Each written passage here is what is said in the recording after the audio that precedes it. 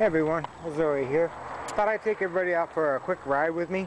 So I had to go to the library and stop by the pharmacy real quick. And I thought we'd go for a really fun ride up here and a fun ride back. But the problem is traffic is insanely crazy today. And this is kind of like a country town, so you just don't see that often.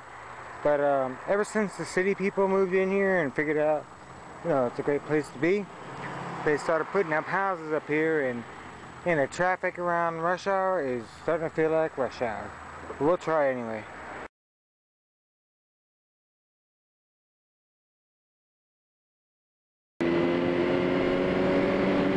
Hey everyone, azorea here.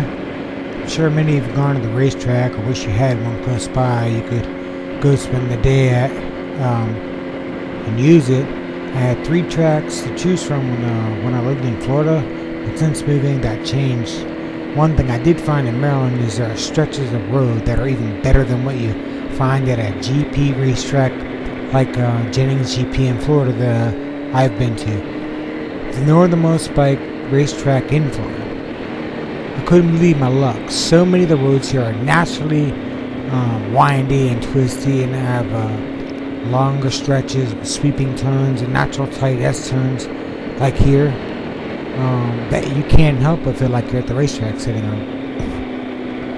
And the best part is it doesn't cost a thing to use these roads. I happen to be on one of my most favorite personal roads in the area that I live. Granted, it comes to a stop at the end, at the Main Street intersection road, but of course I have 2 options. I can go a little further or turn around and ride back in the other direction. This feels like a completely different track because you're having, to time your leans differently and everything, and time your leans different, because the angles on these turns are, you're coming from a different direction now on the return trip.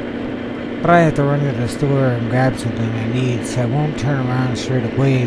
But I assure you, I'm going back this road from the opposite direction than I just did to enjoy the twists and turns. I even ran into an awesome guy from the Department of Highway and Roads recently and asked him to please have them ring up the street sweeper and vacuum this area right here where I just turned, because they resurfaced the road and put these rocks on it that just supposed to adhere to this, adhesive crap they put on there, but it never stays. I mean, it's gone in like 3 months, and what you're stuck with is these little rocks that just, get moved around, every time it rains or the wind blows, or, it's just really bad. So anyway, it was really rough there. It was kind of dangerous in that last turn around that bridge area. But I asked the guy if they would come out and clean it, and sure enough, the next day they did, and I was absolutely thrilled and amazed. So, Department of Highways and Roads, I'm really glad about. Damn fly, whoa. Anyway, here's the stop, and then, I could turn around right here and go back, or go on this stretch here, but I've got to go up and get something from the grocery store, so I kind of have to go this way. And this is a fun stretch here. It's long and straight, and you can see anything ahead of you, so you don't have to worry about cops until you get over the first little hill. And then there's a small town area down here, and I get up over this big top here, and it's so horribly enforced.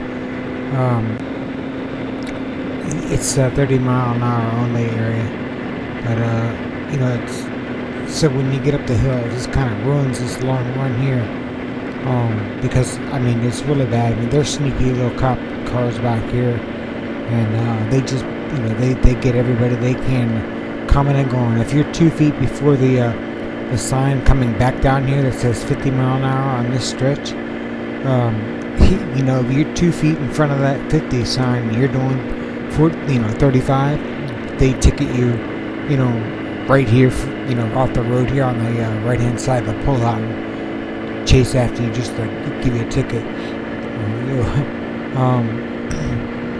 So anyway,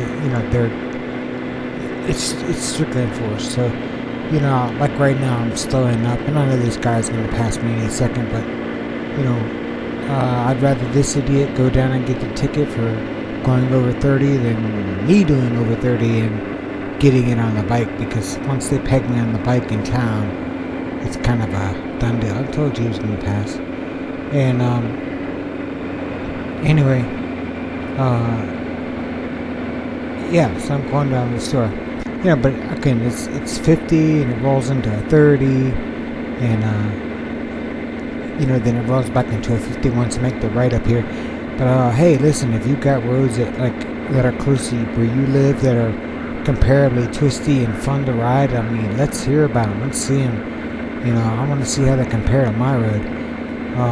You know, I love that stretch of road, and I'm sure there's plenty of others in my area if I just go out and look. And you know, obviously, again, it's one of those roads where, you know, you can pretty much do this